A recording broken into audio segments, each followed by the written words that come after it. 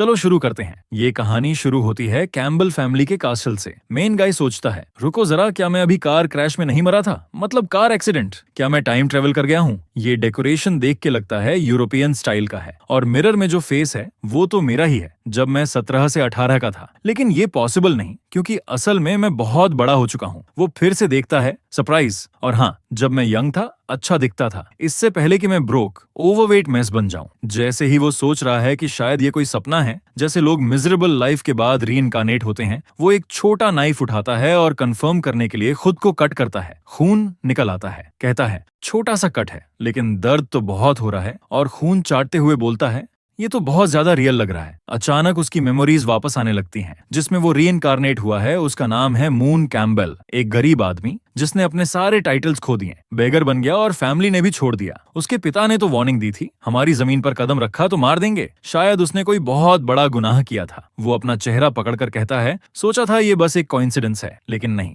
दुर्भाग्य से मैं आ गया हूँ उस मेंटली चैलेंज्ड लड़के के शरीर में। वो ब्लॉन्ड हेयर्ड विलन, जो ना एलीट था ना ही कोई खास। ये बंदा इस स्टोरी को बहुत समय से पढ़ता था। इसका नाम था the protagonist, the strongest woman in history. और हाँ, टाइटल देख के ही समझ जाओ, ये एकदम क्लीशे कहानी है। बस फर्क इतना है कि मेन कैरेक्टर एक लड़की है। फैमिली उसको छोड़ देती है, फिर वो दुनिया में निकल पड़ती है, स्किल्स डेवलप करती है, मॉन्स्टर्स मारती है और हीरो बन जाती है। गेम की शुरुआत में वो ब्लॉन्ड लड़का मून कैम्बल बस शुरुआती न्यूसेंस था। हेरोइन को गिराने के लिए लोगों को भेजता रहता था, लेकिन हेरोइन ने तो क्रेजी तरीके से लेवल अप कर लिया। आखिर में उसका सारा प्लान फेल हो गया। उसे मैंशन से बाहर फेंक दिया गया, एग्जाइल कर दिया गया और वो बेगर बन गया। 20 चैप्टर बाद किसी को उसका नाम भी याद नहीं रहा। रीइंकार्नेशन अच्छा है, पर ऐसे कैरेक्टर में आना जो बस प्रोटेगनिस्ट के ग्रोथ के लिए स्टेपिंग स्टोन हो, ये तो बकवास है। तभी दरवाजे पर नॉक होती है। वो कहता है, आओ अंदर। और मेड कमरे में आकर पूछती है, क्या हुआ? वो कहता है, कुछ सीरियस नहीं। मेड बताती है कि कल के बैंक्वेट के कपड़े आ चुके हैं। वो कहता है, ठीक है, रख दो और जाओ। लेकिन उसी वक्त मेड को कुछ अजीब लगता है और पूछती है, आपको चोट लगी है? वो कहता है, बस एक्सीडेंट था, चिंता मत करो। और फिर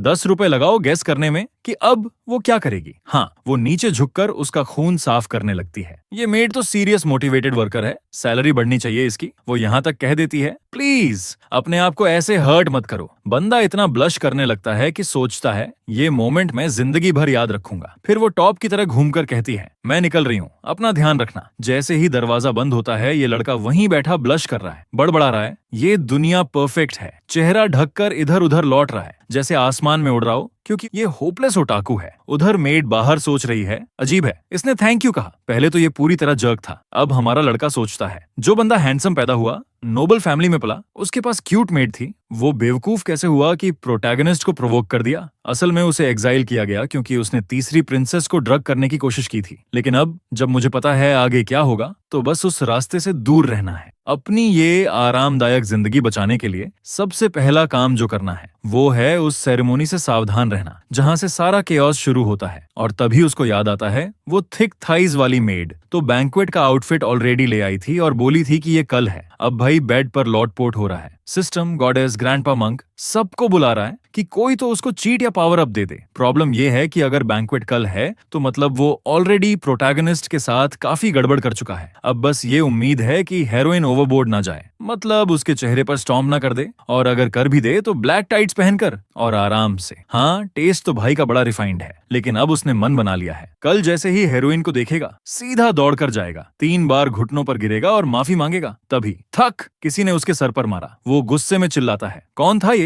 और देखता है कि बेड पर एक छोटा सा बुक पड़ा है। तुरंत सोचता है, ओह चिट, आ गया। वो उठा लेता है और कहता है, आखिरकार भगवान ने मुझे छोड़ा नहीं। अब मैं हमेशा का लूजर नहीं रहूंगा। अब इन्फिनिट नॉलेज लेने और अपनी किस्मत बदलने का वक्त है। लेकिन जैसे ही बुक खोलता है, अंदर कुछ भी नहीं लिखा। सोचने लगता है, क्या इसे एक्टिवेट करने के लिए कुछ खास चाहिए? वैसे स्टोरीज तो यूजुअली यूरोप में होती हैं, ये क्या सीन है? तभी वो बुक हमला कर देती है। उसके सर से खून निकल आता है और एक बूंद पन्ने पर गिरती है। डार्क ऑरा उठने लगता है और वो सोचता है, ये क्या हो रहा है? अचानक उसकी नजर धुंधली होने लगती है और पता चलता है उसके हाथ पांव बंधे हुए हैं, गर्दन भी। पूरा शरीर चोट से भरा हुआ है। धीरे धीरे आंखें खोलता है और सोचता है, मैं कहाँ हूँ? तभी एक क्रीपी लड़की आती है और कहती है, तुम काफी देर सोए रहे। वो कहता है, शरीर में बहुत दर्द है। लड़की बोलती है, लेसन सीखने में दर्द तो होना ही चाहिए। उसे पता नहीं कि वो लड़की अंदर से कितनी दुखी है। वो नहीं चाहती थी कि ये हाल हो, लेकिन उसका बिहेवियर क्रूल और सेल्फिश था। उसका मानना है कि उसे दूसरों को दर्द देना रहना चाहिए, ना कि टॉलरेट करके सबको अपने खिलाफ करना चाहिए। बस उसी तरह वो सिर्फ उसी का बन सकता है। लेकिन हाल ही में उसका दिल बदलने लगा था और ये बात लड़की को मंजूर नहीं थी। वो सोचती है चाहे जितना समय लगे वो उसके दिल से ये लव निकाल देगी और फिर वो हमेशा साथ रहेंगे। और फिर बैम, एक के बाद एक स्टैब और वो वापस अपने कमरे में जाग जाता है। लगता है हीरोइन को वो विलन के रूप में ज्यादा पसंद है, लेकिन अगर उसने ये रास्ता अपनाया तो उसकी जिंदगी पूरी तरह बर्बाद हो जाएगी। अगर उसने वो प्लान नहीं किया तो भी जिंदगी पहले से मैस है। तो अब भाई करे क्या? वो सोचने लगता है क्या ये ड्रीम था पास्ट का या फ्यूचर की एक झलक? आखिर वो पूरा विजन तभी शुरू हुआ था जब उसका खून उस बुक को छू गया था। शायद ये एक फ्यूचर वार्निंग थी जो गलत चॉइस से ट्रिगर हुई। वो फिर बुक को देखता है, उस पर लिखा है डू नॉट ऑल्टर फेट। तुरंत समझ जाता है अगर उसने कल वाला 3 बार घुटनों पर गिरने वाला फॉरगिवनेस प्लान किया होता तो वही आउटकम आता। और सोचो, उस विजन में उसे बांधकर टॉर्चर किया जा रहा था, तो अचानक फैमिली से निकाला जाना और बेगर बनना इतना बुरा भी नहीं लग रहा। अब वो जोश में आ गया है। कहता है मैं मॉडर्न इंटेलिजेंट आदमी हूँ, अपने नॉलेज से न सिर्फ अपनी किस्मत बल्कि पूरे देश का फ्यूचर बदल सकता हूँ। वैसे भी एरिस्टोक्रेट होना इतना खास नहीं, सब लोग इस छोटे से लैंड में फंसे हुए हैं। अब वो अपना डेस्टिनी खुद कंट्रोल करेगा, किसी और पर डिपेंड नहीं रहेगा। अगला सीन, भाई आराम से बैठा है, स्वादिष्ट मीट खा रहा है और सोच रहा है यार ये रॉयल लाइफ तो कमाल है, ये सब खोना तो बहुत बुरा होगा। उसके बगल में बैठी है नॉइस कैम्बेल, उसकी माँ, जो दिखने में तो सिर्फ 18 साल की लग रही है, और है डैन वुमन। वो कहती है आज तुम काफी खुश लग रहे हो। उसके फादर इन लॉ बोलते हैं शायद कल की सेरेमोनी को लेकर एक्साइटेड हो, ये तुम्हारी जिंदगी का सबसे इंपॉर्टेंट मोमेंट होगा। भाई बस हाँ में हाँ मिलाता है, शक ना हो इसलिए। तभी उसकी माँ बोलती है मैं तुम्हें उस बैंकेट में जाने नहीं दूंगी वरना सारी नोबल लड़कियां तुम पर गिर पड़ेंगी। लॉन जवाब देता है संभव ही नहीं है, उसके पास तो प्रिंसेस सेलिया है और जो भी लड़की कुछ ट्राई करेगी वो जेलस हो जाएगी। उसकी माँ क्यूट बनकर कहती है मुझे ये सेलिया लड़की पसंद नहीं, क्यूट भी नहीं थी और मेरे बेटे के लायक भी नहीं। अब हमारा लड़का बैठा सोच रहा है ये मेरे माता पिता मुझ पर इतना भरोसा क्यों करते हैं जबकि मैं पहले पूरा जर्क था, और ये सेलिया है कौन? और फिर उसे याद आता है अरे ये तो थर्ड प्रिंसेस है, वही जिसे उसने ड्रग करने की कोशिश की थी, यानी वही लड़की जो उसकी जिंदगी में तबाही लाएगी। ओरिजिनल स्टोरी में तो सबको वो पसंद थी, लेकिन यहाँ क्लासिक चंद्रे टाइप, बाहर से कोल्ड अंदर से वार्म। मून अब थोड़ा सैड है क्योंकि पेरेंट्स तो असल में अच्छे लोग लग रहे हैं। असल वजह जिससे उसकी फैमिली बर्बाद होती है वो ये है कि लोग मान लेते हैं उसके पिता ने ही उसे प्रिंसेस को मारने का आदेश दिया था, बिट्रेयल के तौर पर। तो अब उसको करना क्या है? खुद ब्लेम लेना और बाकी किसी को इसमें फंसने ना देना। प्रॉब्लम यह है कि सेरेमोनी तो कल ही है और इतना बड़ा चेंज करने का टाइम अब बचा नहीं। अजीब ये भी है कि इवेंट इतना करीब है फिर भी उसे उस ड्रग के बारे में कुछ पता नहीं जो इस्तेमाल होना है। क्या कोई उसको देगा या फिर एक्चुअल में क्या होने वाला है? तभी सोचते सोचते एक मेड आती है और वो गलती से उससे टकरा जाता है। वो अजीब तरीके से गिरती है और कहती है आपने मैडम की ब्लैक टी गिरा दी। वो पूछने जाता है कि ठीक हो ना, लेकिन मेड डर कर पीछे हट जाती है, मानो अभी डांट पड़ेगी। जैसे ही वो देखती है कि टी उसके ऊपर भी गिर गई है वो तुरंत साफ करने लगती है, लेकिन अंदर से वो ऑलरेडी मान चुकी है कि उसकी नौकरी खत्म। कल से तो शायद सड़क पर डॉग फूड खा रही होगी। एमसी को एहसास होता है कि उसकी बैड रेप्यूटेशन वाकई पूरे महल में फैली हुई है। वो उसे कहता है टेंशन मत लो, मैं पनिश नहीं करूंगा। और फिर भाई स्मूथ निकला उसे हल्का सा हग करके कहता है रिलैक्स करो। तो पूरी कंफ्यूज्ड है, सोच रही है ये यंग मास्टर कर क्या रहा है। सच कहूं मैं भी यही सोच रहा हूँ, इन हाथों का क्या सीन है। तभी एन आती है और उसे बुलाती है। वो पूछता है इस ब्लॉन्ड का नाम क्या है? एन कहती है ये नोएल है। वो एन से कहता है इसका ध्यान रखना। एन बोलती है पर मुझे और नोएल को कल के लिए तैयारी करनी है, अभी टाइम वेस्ट नहीं कर सकते। वो बस कह देता है और लोग हायर कर लो मदद के लिए। मतलब सीरियसली इतना बड़ा मैंशन और स्टाफ की कमी। एन बस झुक कर कहती है ऑलराइट यंग मास्टर। हमारा स्मूथ टॉकर हमेशा की तरह अपना टाइम खरीद लेता है और आराम से चलता बनता है। पीछे नोएल बोलती है अजीब है, यंग मास्टर ने कभी किसी को हेल्प करने नहीं दी, हमेशा कहता था लोग गंदे हैं और अब खुद सजेस्ट कर रहा है। एन भी कहती है हाँ मुझे भी कुछ अजीब लग रहा है, शायद प्लान को जल्दी शुरू करना पड़े इससे पहले कि हालात बिगड़े। उधर लड़का अपने रूम में सारे बॉक्सेस सर्च कर रहा है। तीसरी प्रिंसेस को गिराने वाला जरूर कोई हाई लेवल और महंगा हेलुसिनेशन वाला पोशन होगा। तभी उसे एक ब्लैक मार्केट कार्ड मिलता है। साफ है इसी से उसने वो खरीदा होगा जो लड़की ने पी लिया। सीन शिफ्ट होता है चेंबर के कमर्शियल डिस्ट्रिक्ट में। रात हो चुकी है और प्रोटेगनिस्ट अपने साथियों से कहता है कि वो यहीं वेट करें, वो कुछ सामान लेने जा रहा है। वो भीड़ में से गुजरता है, कोशिश करता है कि कहानी में बताए गए राउट को याद रखे। आखिरकार वो एक दरवाजे पर पहुंचता है और कहता है सीवर रेट्स। वो क्रेडेंशियल दिखाता है और सामने वाला उसे गेस्ट की तरह अंदर बुला लेता है। ये है लियोपोल्ड ब्लैक मार्केट। यहाँ पोशंस, इंग्रेडिएंट्स, मैजिकल क्रीचर्स, यहाँ तक कि सिंथेटिक क्रीचर्स भी बिकते हैं। और हाँ, क्लासिक क्लासिक सेटअप, स्लेव्स भी। प्रोटैगनिस्ट के एक एलाई को भी यहीं से खरीदा गया था, लेकिन फिलहाल ये सब सेकेंडरी है क्योंकि उसके सामने बड़े प्रॉब्लम्स हैं। वो एक रूम में जाता है जहां एक कैट मास्क पहने इंसान उसे ग्रीट करता है और पूछता है क्या चाहिए। उनके पास हर तरह के पोशंस हैं। प्रोटैगनिस्ट कहता है उसे ऐसा पोशन चाहिए जो कलरलेस हो, ओडरलेस हो, खास तौर पर मेजेस पर असर करे और उन्हें घंटों के लिए बेहोश कर दे। शायद वो इसे खरीदेगा, इस्तेमाल करेगा, लेकिन लड़की को नुकसान नहीं पहुंचाएगा। अब तो मैं भी कंफ्यूज हो गया हूँ। वो कहानी फॉलो करने की कोशिश कर रहा है, लेकिन अब समझ नहीं आ रहा कि उसकी प्लानिंग क्या है। कैट मास्क वाला कहता है लगता है तुम काफी फन वाली रात प्लान कर रहे हो। अगर चाहो तो कुछ स्लेव्स रिकमेंड कर सकती हूँ। प्रोटैगनिस्ट कहता है मैं निकल रहा हूँ, लेकिन वो रोक देती है। रुको, देती हूँ। मून कहता है ये आदमी है या औरत बताना मुश्किल है, और सच में आर्टिस्ट ने कैरेक्टर ऐसा बनाया है कि गेस करना रिस्की है। वो इंसान पोषण लाते हुए आता है और प्रोटैगनिस्ट उसके बॉडी के बारे में सोचने लगता है। शायद ये कोई स्टनिंग औरत है जो पूरे अंडरवर्ल्ड को चला रही है। तभी दरवाजा खुलता है और कोई दूसरा अंदर आता है। ब्लैक टाइट्स देखकर ही अंदाजा लग जाता है क्या टाइम है। नया आदमी कहता है कि उसे एक ऐसा स्ट्रॉन्ग ड्रग चाहिए जो मेजस को टारगेट करे और कोई ट्रेस न छोड़े। सेलर थोड़ी कंफ्यूज हो जाती है। ये पोशन वो बहुत रेयरली बेचती है और अब अचानक सबको यही चाहिए। मून हैरान है। उसने सोचा नहीं था कि औरतें भी ऐसे टेस्ट रखती हैं। प्रोटैगनिस्ट को उस बेचारे के लिए बुरा लगता है जो इसका शिकार होने वाला है, लेकिन वो कुछ नहीं कर सकता। सेलर टेबल पर 2 वायल्स फेंकती है और कहती है यही वो है जो सब ढूंढ रहे हैं। लिक्विड ब्राइट कलर का है, लेकिन वाइन में मिक्स करते ही बिल्कुल अननोटिसेबल हो जाएगा। बस कुछ ड्रॉप्स ही काफी थे जो किसी एलिफेंट को 2-3 घंटे के लिए गिरा दे। मून ये देख के शॉक में था कि ये कितना स्ट्रॉन्ग है। मास्क वाली गर्ल बोली अगर यकीन नहीं है तो खुद ट्राई कर लो। बस 3 घंटे फ्लोर पर सोना पड़ेगा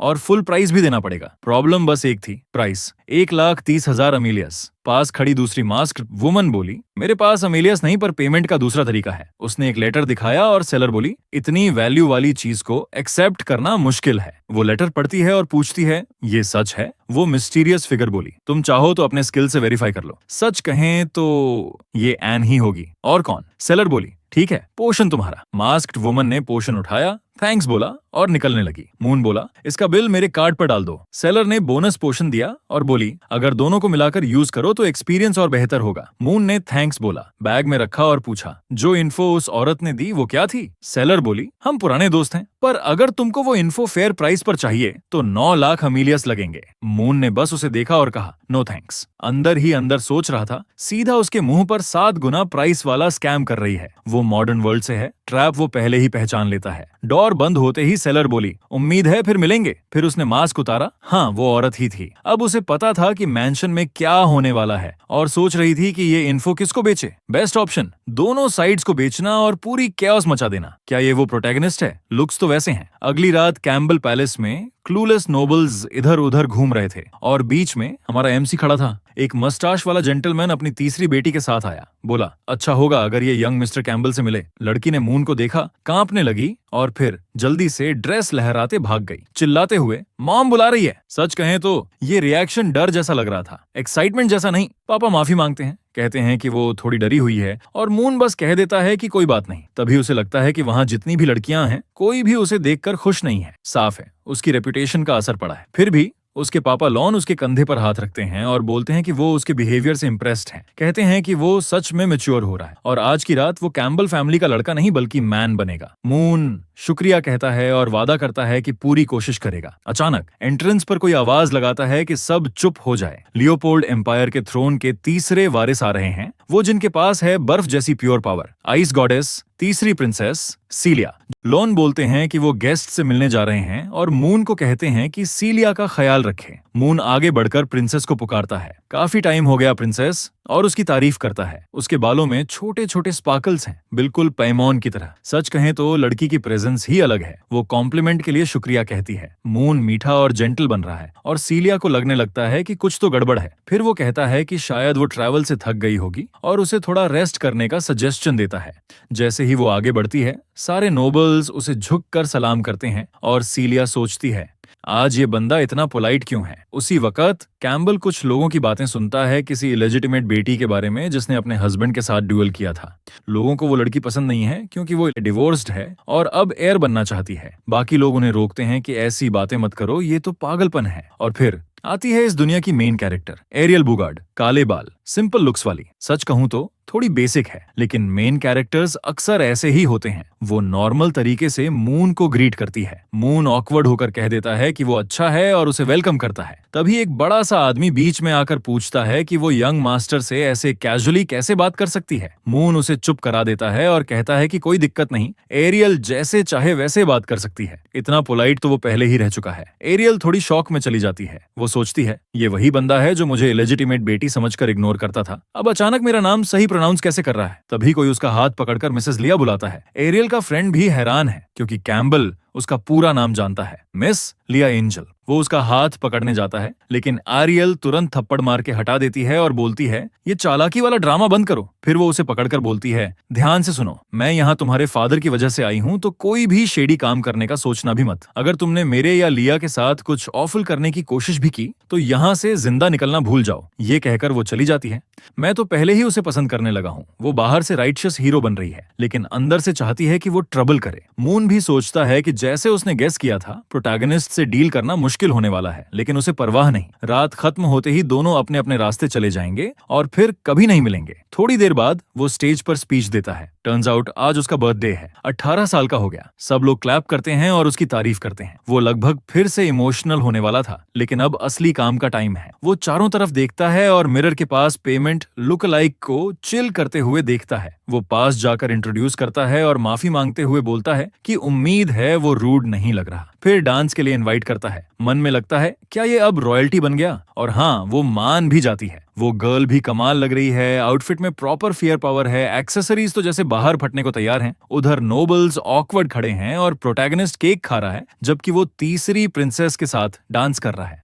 वो उसकी स्टेप्स की तारीफ करती है। वो कहता है अब भी बिगिनर हूँ। फिर वो नोटिस करती है कि अब वो सच में नोबल जैसा बिहेव कर रहा है, लेकिन उसे अजीब लगता है कि उसने डांस के लिए कैसे इनवाइट किया था। म्यूजिक बज रहा है, लोग रेडी हैं, कहानी प्रॉपर प्लॉट में घुस चुकी है। दोनों डांस कर रहे हैं, तारीफें हो रही हैं, और तभी वो पेमेंट के पीछे थोड़ा करीब आ जाता है। लगता है जैसे एडवेंचरर स्टाइल में बैकअप बुला रहा हो। तभी वो बोलती है कि उन्हें प्राइवेट में बात करनी चाहिए। वो ऑलरेडी जानती है कि ये मैरिज सिर्फ फैमिली पॉलिटिक्स के कारण है। वो रिप्लाई करता है कि अगर वो इसे कैंसिल करना चाहती है तो दोनों मिलकर कर सकते हैं। वो थोड़ा पीछे हटकर बोलती है इस पर बाद में बात करेंगे, और फिर पूछती है क्यों ना अभी तुम्हारे रूम चलते हैं। और भाई ये सुनकर वो तो शॉक में रह जाता है, लेकिन अब देर हो चुकी थी। वो उसे खींच के ले जा रही थी। साइड में 2 शरारती मेड्स खड़ी सब देख रही थीं। वो आपस में फुसफुसा रही थीं कि वो लड़की उस मेंटली चैलेंज्ड मास्टर के साथ चली गई। तुम समझ रहे हो ना कौन सा वर्ड उनके दिमाग में चल रहा है। वो कहती हैं कि हमें जल्दी एक्ट करना होगा क्योंकि अब ये लायन हार्ट टेरिटरी है। रूम में वापस आकर वो उसे ड्रिंक ऑफर करता है। वो मना कर देती है, कहती है कि एक बूंद भी नहीं पी सकती। अब मून की टेंशन बढ़ जाती है क्योंकि उसे पता ही नहीं कि ओरिजिनल प्रोटैगनिस्ट ने इस लड़की को कैसे पटाया था। उसके ऊपर उसे ये पोशन भी देना है, लेकिन जब वो कुछ पी ही नहीं रही तो ये कैसे होगा, इसका आइडिया नहीं है। वो पूछता है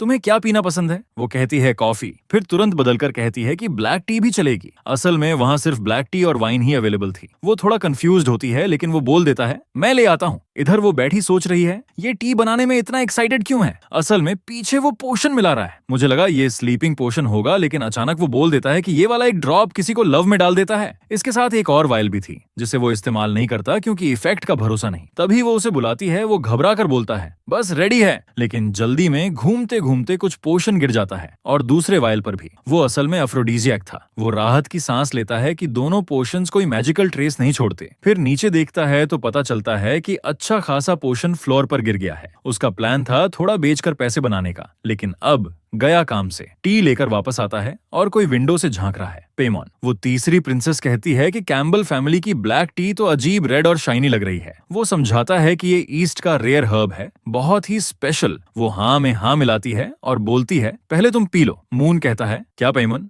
मुझ पर ट्रस्ट नहीं है, लेकिन वो जवाब देती है जो सर्व करते हैं उन्हें पहले टेस्ट करना चाहिए। ये बेसिक नोबल एटिकेट है। वो जैसे ही सिप लेने वाला होता है वो कप छीन लेती है और बोलती है ये वाला तुम्हारा अच्छा लग रहा है, चेंज करते हैं। बस एक सिप लेते ही वो थोड़ी चक्कर आने लगती है। मुझे लगा एफ्रोडीजियक का असर होगा, लेकिन नहीं, वो लड़खड़ाने लगती है। मून सोच रहा था कि दोनों कप्स में दवा डालना स्मार्ट मूव था। ओरिजिनल स्टोरी के हिसाब से प्रोटैगनिस्ट किसी भी पल कमरे में घुसकर उसे मारने की कोशिश करने वाली थी। सस्पिशियस दिखने के लिए वो उसकी स्कर्ट थोड़ा नीचे करता है, आउटफिट के कुछ बटन्स खोल देता है, अपना शर्ट उतारता है और कहता है परफेक्ट लग रहा है। ऐसे हालात देखकर अंदर आने वाला कोई भी वही सोचेगा जो वो चाहता है। लगता है इस बार वो सच में कंडेम्ड होना चाहता है, लेकिन दिक्कत ये कि कुछ भी नहीं होता। समय बीतता है, आधा घंटा गुजर जाता है और कोई नहीं आता। अजीब है, क्योंकि ओरिजिनल स्टोरी में तो वो तुरंत स्टॉर्म करके आती है। तो फिर क्या बदल गया? स्टोरी में प्रोटैगनिस्ट हॉल से गुजर रही होती है, कोई उससे टकराकर उसकी ड्रेस पर कुछ गिरा देता है और इसी वजह से वो यहाँ आ जाती है। तभी उसे याद आता है शायद टी गिराने वाली नोएल थी, लेकिन पहले ही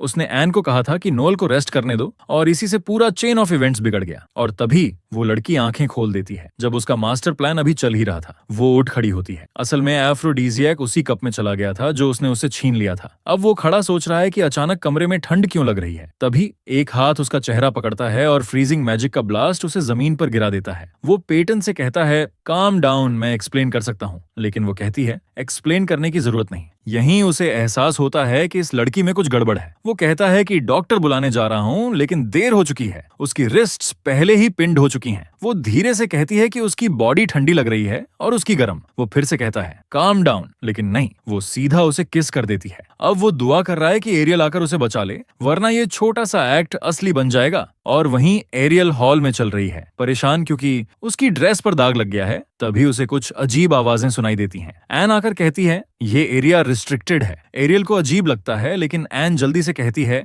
मैं तुम्हारी ड्रेस साफ कर देती हूँ। वो स्पेल डालती है और आउटफिट स्पॉटलेस हो जाता है। एरियल इम्प्रेस्ड हो जाती है कि यहाँ की मेड्स भी मैजिक जानती हैं। तभी एक मेड कैजुअली पचीची केक का जिक्र करती है जो पार्टी में सर्व होगा, और एरियल खुश होकर उसे थैंक करती है। एन हल्की मुस्कान देती है, लेकिन मुड़ते ही क्लासिक इविल लुक ले लेती है। बेशक एरियल इतनी बेवकूफ नहीं है, या शायद है। उसे हल्की सी स्मेल ऑफ ब्लड महसूस होती है, लेकिन फिर सोचती है ड्यूक्स मैंशन में हूँ, मुझे इसमें पढ़ना नहीं है। वैसे भी उसे पूरा भरोसा है कि पाइमोन अकेले ही उस स्पॉइल्ड ब्रैट को संभाल लेगी। केक से बढ़कर कुछ नहीं, तो उसे कोई टेंशन नहीं है। पास में वही शेडी मेड्स बातें कर रही हैं कि क्या एरियल टारगेट थी। ग्रे हेयर वाली कहती है नहीं, उसे एक बंदा जिसका नाम नंबर 9 था उसने निशाना बनाया था, लेकिन वो उसे मारने में कामयाब हो गई, जबकि वो हायर रैंक का था। डार्कर हेयर वाली मेड कहती है जल्दी करो, अगर कैम्बल्स आ गया तो मिशन फेल हो जाएगा। लेकिन उसकी पार्टनर कहती है टेंशन मत लो, मैंने पहले ही चेक कर लिया है, एक्शन तो फुल स्विंग में है। उधर हमारा लड़का हालत से बुरी तरह टूटा पड़ा है, स्क्रैचेस, एग्जॉस्शन। ये क्या हो गया? रुको, कुछ हुआ ही नहीं, बस खुद को बचाने के लिए स्ट्रगल कर रहा था। तभी पैमन उठती है, तलवार उसके चेहरे पर रख देती है और फाइनल वर्ड्स मांगती है। वो उसे काल्म करने की कोशिश करता है, लेकिन वो बोलती है कि तू सीधे आफ्टर लाइफ में जाएगा बिना कुछ कहे। अब वो पैनिक में आ जाता है, ये भी श्योर नहीं कि फिर से रीइंकार्नेट होगा या नहीं।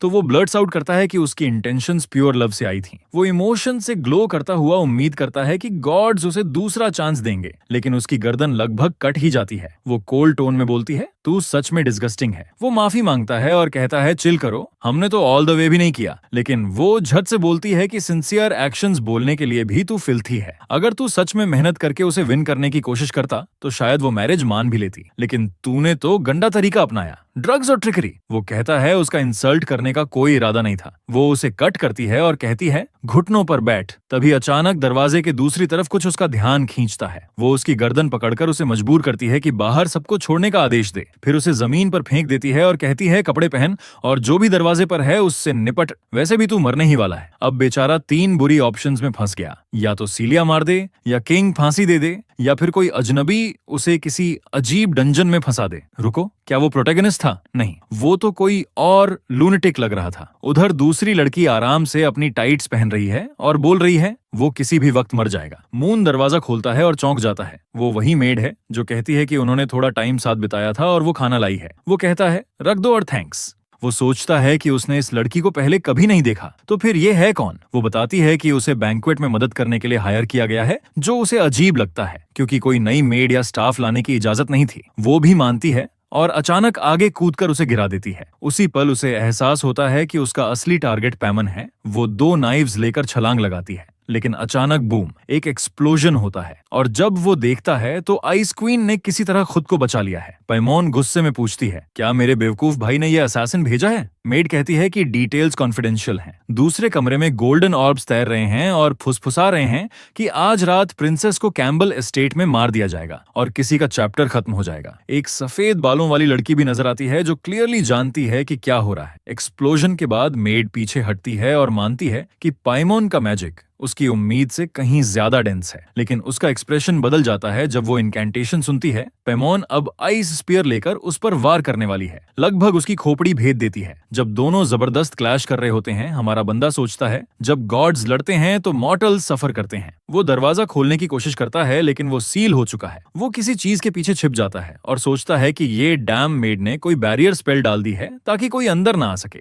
फिर उसे याद आता है कि कल ही बाहर से स्टाफ बुलाने का प्लान बदला गया था। ये तभी पॉसिबल है अगर किसी ने पहले से इन्फो लीक की हो। एक बार उससे टकराने ही वाला था और अब वो बस यही दुआ करता है कि पाइमोन जीत जाए। लेकिन उसे देखकर जख्मी होने के बावजूद स्पीयर पकड़े हुए वो सोचता है कि शायद ये अच्छा आइडिया नहीं होगा, क्योंकि हो सकता है वो उसे भी मार दे। वो सोचता है कि अगर वो यहीं मर जाए तो शायद बुरा नहीं होगा, कोई कभी नहीं जानेगा। मेड कहती है कि पाइमोन सच में जीनियस है और पाइमोन जवाब देती है कि उसे क्लियरली महसूस हो रहा है कोई ग्रेविटेशनल मैजिक से उसके फुटवर्क में दिक्कत डाल रहा है, मतलब कोई और भी शामिल है। वो मेड से मांग करती है कि नाम बता दें, नहीं तो दोनों यहीं मरेंगे। मेड बस मुस्कुराकर कहती है कि जैसे रूमर्स कहते थे पेइमोन वाकई जीनियस है। पेइमोन भड़क कर कहती है चुप रह और बोल कौन है इसके पीछे। लेकिन मेड कहती है कि वो यहाँ किसी को मारने नहीं बल्कि बस टाइम खरीदने आई है। अचानक पूरा कमरा हिलने लगता है और ग्रे हेयर्ड मेड कहती है कि चेंबर अब पूरी तरह सील हो चुका है। एक मेड अपनी जेब से वायल निकालती है और कहती है मैं 100 बच्चों की जान कुर्बान करती हूँ Lord of the melted world के लिए। पैमोन तुरंत समझ जाती है कि ये किसी डार्क गॉड की पावर है, लेकिन मेड बस मुस्कुराती है और कहती है आ जाओ इस दुनिया को दबा दो। अचानक लाल एनर्जी पूरे कमरे में फैल जाती है। पैमोन को दीवार से पटक देती है। वो जानती है अगर अभी वो चूहे यानी बाकी लोग आ गए तो उसके पास कोई चांस नहीं। मेड कंफर्म करती है हाँ वो लोग रैट्स हैं, बट असली टारगेट तो आज रात प्रिंसेस ही है। वो दोबारा वार करती है लेकिन पैमोन हीरो का डैगर पकड़कर उसका अटैक ब्लॉक कर लेती है। मेड शॉक हो जाती है। ये लड़की तो पूरी लहूलुहान, कपड़े फटे हुए, हड्डियां टूटने की हालत में है, फिर भी वाइटल पॉइंट्स बचा लिए। लेकिन प्रॉब्लम ये है कि अब उसके पास ब्लड मैजिक बचा ही नहीं। एक जोरदार किक उसके रिब्स पर लगती है और वो जमीन पर गिर जाती है। लेकिन पैमोन अलग ही बनी है, उठ खड़ी होती है। असैसिन कहती है चल पेनलेस मौत दूंगी और आखिरी वार के लिए कूद पड़ती है। खून उड़ता है लेकिन गेस व्हाट, हमारा बॉय सामने आकर वार खा लेता है। न ब्लॉक न बचाव, बस सीधा टैंक कर लिया। प्योर करेज। तभी याद आता है जब हीरो टेबल पर फंसा था, शायद ये सब एन का ही गेम था। अब साफ है और सोचो वो तो स्टोरी के कवर पर भी है। पैमोन पूछती है क्यों। हीरो खून थूकते हुए जमीन पर पड़ा है और उसे याद आता है जब दूसरी मेड ने कहा था तुम चाहो तो निकल सकते हो। जा सकता था लेकिन रुका। और अब एन से पूछता है तुम कर क्या रही हो। एन बस कहती है तुम्हारा काम है रास्ते से हटना। लेकिन पैमोन आगे बढ़ती है और उसकी गर्दन गहरी काट देती है। लड़की घुटनों पर गिरती है और आइस प्रिंसेस ठंडे अंदाज में बोलती है खेल खत्म, अब हमारा बॉय जमीन पर पड़ा है, मौत के करीब। पैमोन उसके पास बैठती है और समझती है अगर वो उसे बचाने कूदा तो मतलब ये असैसिन्स उसके ही नहीं थे। सबसे शॉकिंग बात ये कि उसने बिना सोचे समझे उसे बचाया। अगर वो मर भी जाती तो कोई नहीं जानता वो क्या कर गया। हीरो कहता है अब कुछ फर्क नहीं पड़ता, जैसे तुमने कहा मैंने भी एक असली मर्द की तरह चुना। ये लाइन तो दिल तोड़ देती है, लेकिन याद रखो ये पाइमन है। वो ठंडे अंदाज में कहती है तेरे पल्स से लग रहा है तू मुश्किल से 3 और बातें कह पाएगा, सोच समझ के बोल, मैं तेरी फाइनल मैसेज ड्यूक तक पहुंचा दूंगी। मून हाथ बढ़ाकर उसका चेहरा छूता है और सच में कहता है आई एम सॉरी। आखिर में उसे उसके लिए सच में फीलिंग्स थी। फिर उसका हाथ धड़ाम से जमीन पर गिर जाता है, सीधा लेजेंड स्टाइल में गया था। हमें पता है कि वो सच में नहीं मरेगा, लेकिन अगर मरता तो सीन सच में एपिक होता। लेकिन पैमोन मानने वाली कहाँ थी। वो गुस्से से बोलती है इस कमीने को ऐसे सॉरी बोलकर मरने का हक नहीं है। उसने उसका नाम लेकर चिल्लाया तेरी ये कर्स्ड अपॉलॉजी मैं कभी एक्सेप्ट नहीं करने वाली। वो बोली तू जिंदा रहेगा और अपनी हर गलती की कीमत देगा। इधर मून एक अजीब से वॉइड में तैर रहा है, डिजी फील कर रहा है, बॉडी पूरी गर्म। उसने कोशिश की थी बेटर चॉइसेस करने की, लेकिन मौत तो अनअवॉइडेबल थी। कम से कम ये गेम की बोरिंग स्टोरी लाइन फॉलो करने से तो बेटर था। कम से कम एंड तो उसने खुद डिसाइड किया। लेकिन तभी ब्लैक एनर्जी उसके पास प्रकट होती है और एक पैनल खुलता है जिसमें दिखता है उसके sins, arrogance, envy, greed, shamelessness, laziness वगैरह, मतलब pure 7 deadly sins vibes. Stats कुछ ऐसे थे ग्लटनी 90%, एनवी 99%, एरोगेंस 50%। फिर किताब के पेजेस अपने आप पलटे और आवाज आई फिर से आजमाएं अब। मून छिड़कर पूछता है ये डैम बुक पहले क्यों नहीं आई जब मैं मर रहा था। और तभी किताब से अजीब सी आवाजें आती है और सीन अचानक सीवर में शिफ्ट हो जाता है। अंडरग्राउंड में राख उड़ रही थी और कोई बड़बड़ा रहा था। कैम्बल असली टारगेट नहीं था। तभी एक हैवी वॉइस गूंजती है तूने मेरे बेटे के साथ क्या किया। और हाँ वो था उसका बाप, प्योर लायन हार्ट ऑरा चमकाते हुए। असैसिन कांपने लगी और डैड कामली बोला मैंने तो किसी गेस्ट को इनवाइट नहीं किया था। तू मेरे घर में क्या कर रही थी? फिर डिमांड किया, अभी बता तूने मेरे बेटे के साथ क्या किया? नॉर्मली वो बंदा काफी जेंटल था, लेकिन इस वक्त प्योर बीस्ट मोड में। मून सोच रहा होगा कि अच्छा हुआ डेथ से पहले उसने थोड़ा ऑरा ग्राइंड कर लिया था, बिल्कुल संग जिनवू स्टाइल। लेकिन शायद नहीं, क्योंकि सीन वापस बेडरूम में शिफ्ट हो गया। एन वहीं बैठी थी, वही एन जो अब डेंजरस निकली। मून धीरे धीरे आंखें खोलता है और एन सॉफ्टली पूछती है, यंग मास्टर अब बेटर फील कर रहे हो? वो पूछती है, डॉक्टर बुलाऊं? मून उठने की कोशिश करता है और कहता है कि उसे बाथरूम जाना है, लेकिन चेस्ट में शार्प पेन आता है और वो सीधा सॉफ्ट शीट्स पर गिर जाता है। वो माफी मांगता है और कहता है कि उसकी टांगे अजीब सी वीक लग रही हैं, अब उसे बहुत केयरफुल रहना होगा। वो उसके साथ जरा भी सॉफ्ट नहीं हो सकता। वो लड़की बिल्कुल भी ट्रस्ट करने लायक नहीं है। वो कहती है कि उसकी फियांसे ने खुद उसे बोला था उसका ख्याल रखने को, इसलिए वो अब पास ही रहेगी। फिर अचानक बोलती है कि वो उसकी मदद करेगी नहाने में और उसके कपड़ों की तरफ हाथ बढ़ा देती है। वो जल्दी से रोकता है और कहता है कि अभी तो वो थोड़ा बेटर फील कर रहा है। वो कहती है ठीक है, इंडिपेंडेंट रह लो, लेकिन फिर भी उसे उठाकर बाथरूम ले जाती है। वो गुस्से में बोलता है, बाहर निकलो, मुझे कुछ काम करना है। और थोड़ी देर बाद सीन फिर से रूम में आ जाता है। वो उसे बताती है कि वो पूरे 3 दिन तक सोया रहा था और प्रिंसेस पैमोन ने खुद कहा था कि उसका ख्याल रखा जाए। वो मुश्किल से जिंदा बचा, बहुत खून बह गया और ऑक्सीजन भी लंबे समय तक नहीं मिली। लकी था कि पैमोन ने कुछ मैजिक यूज करके उसकी जान बचा ली। ये सुनकर उसे समझ आता है कि शायद पोषण वाले इंसिडेंट के बारे में उसने कुछ नहीं बताया। लेकिन तभी एन कहती है कि प्रिंसेस ने एक और इम्पोर्टेंट बात बताई थी। वो असल में बताती है कि पूरा असैसिनेशन प्लॉट पकड़ लिया गया है। उसके पिता ने एक अटैकर को पकड़कर टॉर्चर किया और सच्चाई निकलवाई। अब प्रॉब्लम यह है कि उन्हें किंग से माफी मांगनी पड़ेगी, क्योंकि उनकी बेटी उनके एस्टेट में डेंजर में पड़ गई थी। लेकिन सबसे अजीब बात यह है कि उसे कोई पनिशमेंट नहीं मिली। लगता है प्रिंसेस पैमोन ने किंग से कुछ ऐसा कहा जिससे वो माफ हो गया। एमसी सोचता है कि मैंने अभी 15 बड़े डायलॉग बबल्स को सार्थक कर दिया। कभी कभी ये कहानी बहुत खिंच जाती है। वो थक कर फिर से बेड पर गिर जाता है और फाइनली रिलीव्ड फील करता है कि हालात इतने बुरे नहीं रहे। लेकिन तभी एन उसके पास झुककर पूछती है कि वो इतना टेंस क्यों दिख रहा है, क्या हुआ? क्या प्रिंसेस के साथ उस रूम में कुछ हुआ था? उसे याद आता है जब प्रिंसेस ने कहा था कि उसे कुछ वार्म चाहिए। वो जल्दी से डिनाई करता है और बोलता है, अरे मैं इतनी बोल्ड हरकत कैसे कर सकता हूँ, मुझे तो काट कर टुकड़े टुकड़े कर देती। एन हंसती है और कहती है, चलो अब ये मेडिसिन पी लो जब तक वार्म है। जैसे ही वो सिप लेता है, गला रुक जाता है। टेस्ट बहुत खराब था। वो पूछता है, ये गंदा सा चीज क्या है? वो बताती है कि ये टॉनिक है जिससे उसका शरीर रिकवर करे और ब्लड सप्लाई फिर से बने। फिर सीन 3 मेड्स की तरफ कट करता है जो दरवाजे के बाहर खड़ी गॉसिप कर रही हैं कि जब भी वो कुछ सवर खाता है तो सबको मारता है, लेकिन आज तो उसका बिहेवियर बिल्कुल अजीब है। वो सोचती हैं कि क्या इसे मैडम को रिपोर्ट करना चाहिए, लेकिन एमसी उन्हें रोक देता है और कहता है, चुप रहो, कुछ मत बोलो, ये तो बस नॉर्मल मेडिसिन थी। फिर वो पूरा पी जाता है एक ही बार में। मेड दरवाजा बंद कर देती हैं, थोड़ी डर सी जाती है और वो वहीं बैठा हुआ कंफ्यूज लग रहा होता है। तभी अचानक उसे उल्टी हो जाती है। लग ही नहीं रहा था उल्टी है, ऐसा लग रहा था जैसे उसने सीधा क्रूड ऑयल निकाल दिया हो। और सबसे बुरी बात, उसे ये घिनौनी दवा 2 बार और पीनी पड़ेगी अगर पूरी तरह रिकवर होना है। एन आराम से बोलती है कि अगर चाहे तो वो उसे पैनकेक्स और थोड़ा टी बना सकती है। वो उसे केक का एक स्लाइस देती है और वो शुक्रिया बोलते हुए कहता है कि तुम तो बहुत ही अच्छी हो। यहाँ तक कह देता है कि तुम्हें तो रेज मिलना चाहिए। एन हल्की सी अपनी स्कर्ट उठाकर कॉम्प्लीमेंट स्वीकार करती है और कहती है कि अब उसे बाकी काम पूरे करने हैं। जाते जाते वो कहती है कि नाइट स्टैंड चेक कर लेना, वहाँ एक लेटर रखा है। वो अचानक उसे रोकता है और पूछता है, रुको, तुमने पहले बोला था कि मैंने ये खट्टी दवा 4 बार पी ली है, पर ऐसा कैसे?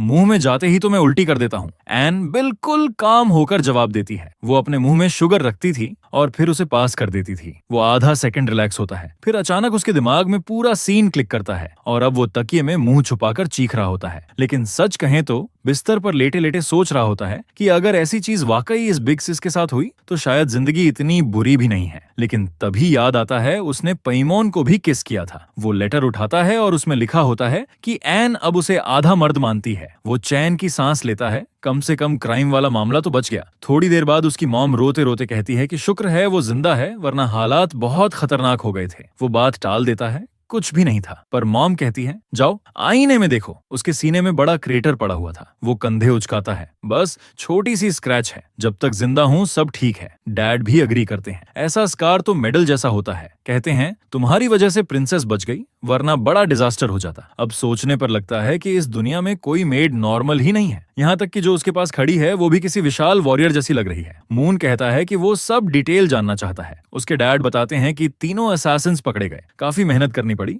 पर आखिरकार उनसे सच निकलवा लिया। निकला कि वो ट्रेन्ड डेथ वॉरियर्स या प्रोफेशनल किलर्स नहीं थे, वो किसी के फॉलोअर्स थे, विदरिंग किंग के। मून हैरान हो जाता है, उसे तो ये नाम ओरिजिनल स्टोरी में कभी नहीं मिला था। डैड समझाते हैं कि वो एक एंशिएंट डार्क गॉड है जिसने बेहिसाब हॉरर्स किए हैं, और अगर कीमत सही मिले तो उसके फॉलोअर्स कोई भी काम कर देंगे, इवन अपने पेरेंट्स की हत्या। पिता अपने बेटे से कहते हैं कि टेंशन मत लो, मैंने पहले ही ऑर्डर दे दिया है उन लोगों को पूरी तरह मिटाने का। ये सुनकर हमारा प्रोटैगनिस्ट शॉक में चला जाता है। उसकी माँ रिमाइंड कराती है कि उसके पिता ने ये पोजीशन अपनी मिलिट्री मेरिट से कमाई थी। हमारा लड़का बोल्ड अंदाज में कह देता है, मुझे गर्व है कि मैं आपका बेटा हूँ, आपने डिजर्व किया है। लेकिन असली सवाल ये है कि क्या पता चला इसके पीछे असली मास्टरमाइंड कौन है? पिता बताते हैं कि नहीं, जितने भी हंटर्स पकड़े गए थे सब किसी अजीब कर्स के कंट्रोल में थे। जैसे ही उन्होंने उस शख्स का नाम बोलने की कोशिश की, वो आग में जलकर खत्म हो गए। ब्लैक मार्केट पूरी तरह तबाह कर दिया गया, लेकिन कोई सॉलिड सबूत नहीं मिला। मून सोचता है कि इंटरेस्टिंग है, किताब में भी उसके पिता ने ब्लैक मार्केट खत्म किया था, लेकिन स्टोरी में तो उसके फेवरेट को मार दिया गया था। फेवरेट किसके लिए? गुस्से में उसके पिता ने रॉयल नाइट्स भेज दिए थे और पूरा शहर जला डाला गया था। 3 महीने तक मैसेकर चलता रहा, यहाँ तक कि नालियां भी खून से भर गई थीं।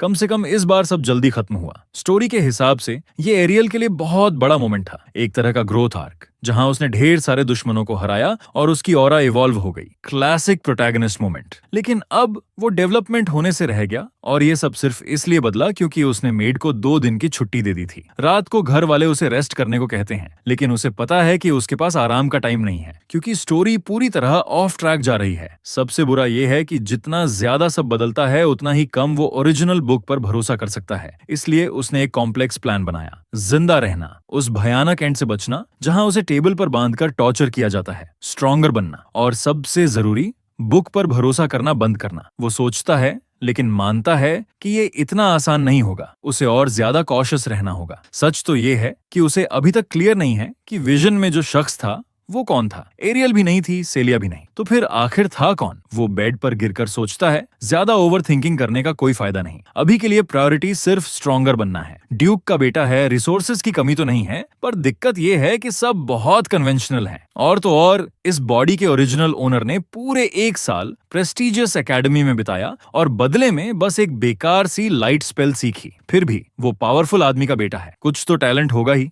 है ना? इतना कमजोर तो हो ही नहीं सकता। लेकिन उसे पता है कि चाहे कुछ भी कर ले, वो प्रोटैगनिस्ट की क्रू के लेवल तक नहीं पहुंच पाएगा। इस दुनिया में उसे गॉड्स के चोजन में से एक माना जाता है, जहां कोई भी नॉर्मल इंसान उसकी बराबरी नहीं कर सकता। पेम इसका परफेक्ट एग्जाम्पल है। उसे एक कोल्ड गॉडेस से डिवाइन ऑथोरिटी मिली थी, और तब से वो लगातार ग्रो करती जा रही है। ऐसी डिवाइन पावर सिर्फ मेहनत से नहीं हराई जा सकती। फिर आती है एरियल, जिसे इंसेनली ब्यूटीफुल एलिमेंटल स्पिरिट्स का आशीर्वाद मिला, वो भी सिर्फ एक नहीं बल्कि 10 से ज्यादा। सच कहें तो जिंदगी काफी मिजरेबल लगती है, और सबसे ज्यादा मिजरेबल तो उसकी हालत है। चाहे जितनी भी ट्रेनिंग कर ले, एरियल जैसी को सरपास करना नामुमकिन है। लेकिन इसका ये मतलब नहीं कि वो चुपचाप बैठ जाएगा। कम से कम इतना स्ट्रांग तो होना ही पड़ेगा कि अगर एरियल उस पर हमला करे तो वो खुद को डिफेंड कर पाए।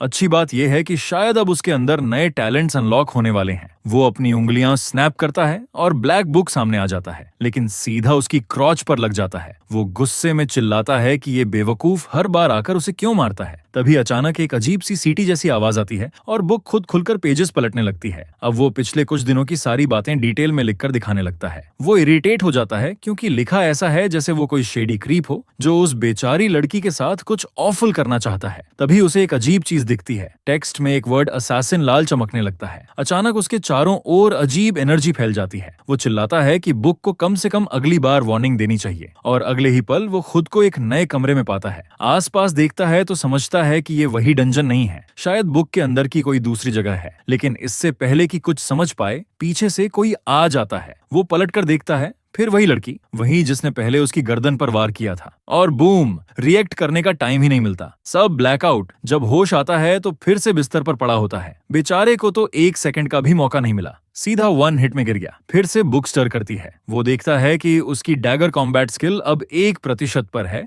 और शैडो स्टेप 0.5% पर। आखिरकार उसे अपनी एक्चुअल कॉम्बैट एबिलिटीज का पता चल गया है। वो एक्साइटेड होकर बोलता है कि उसकी ये हैक एबिलिटी सच में बहुत ओवरपावर्ड होने वाली है। उस रात बिस्तर पर लेटा हुआ वो बड़बड़ाता है कि कैसे मुश्किल से वो जिंदा बच पाया। वो अंदर सिर्फ 3 सेकंड ही टिक पाया। फिर उसने चेक किया कि उसकी प्रोफिशिएंसी बढ़ी या नहीं, और हाँ, दोनों में 1% बढ़ गई थी। अब उसे समझ आ गया कि उसकी स्किल्स वाकई में ब्रोकन है। कोई भी एबिलिटी शायद दुश्मनों से जिन्हें वो हराता है बुक में रिकॉर्ड हो जाती है और वो उसे सीख सकता है, या फिर शायद सिर्फ वो स्किल्स जो वो देखे। उसे पक्का नहीं पता, अगर ये सिर्फ देखने पर डिपेंड करता तो उसे उस लड़की से आइस एबिलिटी मिल जानी चाहिए थी, लेकिन शायद नहीं, क्योंकि वो तो गॉडेस से आई थी। जो उसे साफ पता है वो ये, उसके दिमाग में अभी एक जबरदस्त स्किल घूम रही है और ये बहुत स्ट्रांग है।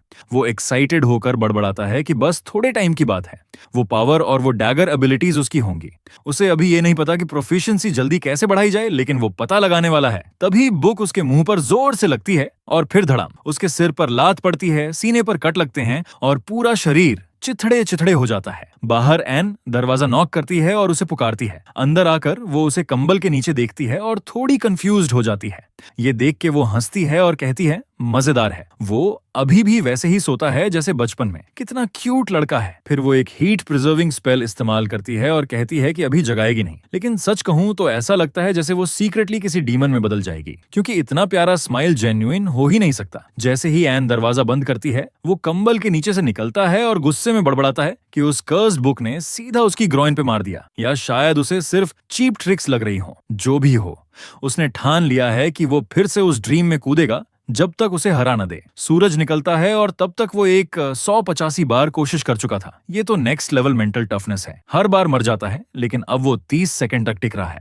थकावट का बड़ा सा वेव उस पर गिरता है, उसका टी गिर जाता है और वो फ्लोर पर गिर के पूरा ड्रेन्ड हो जाता है। लेकिन आखिरकार उसने स्ट्रांग बनने का रास्ता ढूंढ लिया। बस एक प्रॉब्लम, उस इल्यूजन में मरने का दर्द बिल्कुल असली लगता है। उसे लगा था कि सिस्टम से एडवांटेज ले पाएगा, मरते ही दोबारा एंटर कर लेगा और डर को इग्नोर कर देगा, लेकिन नहीं, ये मुमकिन नहीं था। पूरी रात की मेहनत के बाद अब नतीजे देखने का टाइम आ गया। उसकी डैगर टेक्निक लेवल 2 पर पहुंच गई थी और शैडो स्टेप 11% तक। अभी भी असैसिन लेवल से काफी दूर था, लेकिन ये जान लेना कि वो इवॉल्व कर सकता है, ये बहुत बड़ी बात थी। वो एक्साइटेड था इसे टेस्ट करने के लिए। वो शैडो स्टेप एक्टिवेट करके कमरे में तेजी से डैश करता है। उसकी स्पीड इतनी क्रेजी है कि पीछे स्मोक ट्रेल्स छूट रहे हैं, लेकिन अचानक उसके पांव में तेज जलन होती है। अब वो सोचता है, वो असैसिन गर्ल जिसने पैमोन पर हमला किया था, उसने ये मूव बिना दर्द महसूस किए कैसे किया? फिर उसे समझ आता है, ऑब्वियस है, ये टेक्निक्स उसके जैसे टियर एक फाइटर के लिए बहुत एडवांस्ड हैं। एकेडमी में उसने सीखा था कि ऐसी टेक्निक संभालने के लिए पूरे शरीर में की सर्कुलेट करनी पड़ती है, जिससे बॉडी स्ट्रांग रहे और रिकॉइल कम हो। लेकिन ये तो सिर्फ लेवल 2 वॉरियर्स ही कर सकते हैं। तो फिलहाल उसका प्लान है किसी प्रॉपर टीचर को ढूंढना। अच्छा हो तो हॉट वाली टीचर मिले तो मजा आ जाए। वो पहले से ही डे ड्रीम कर रहा है सेंट मरिया के बारे में। प्रॉब्लम बस ये है कि उसे बहुत सारे पावरफुल मेजर्स तो पता है, लेकिन स्ट्रांग वॉरियर्स गिनती के ही मिलते हैं। इस दुनिया में मैजिक इतनी ओवरपावर्ड है कि मार्शल आर्ट्स ऑलमोस्ट यूजलेस लगती हैं। पंच मारो, किक करो, सामने वाला सीधा फायरबॉल मुंह पर दे मारेगा। तभी उसके दिमाग में लाइटनिंग जैसा क्लिक होता है। एक वॉरियर है, शायद नहीं, डेफिनेटली सबसे पावरफुल, और वो है उसका डैड। कैसे भूल गया कि उसके घर में ही फाइनल बॉस बैठा है। पिछले 100 सालों में किसी वॉरियर ने दुनिया पर इतना असर नहीं डाला जितना उसके पिता ने।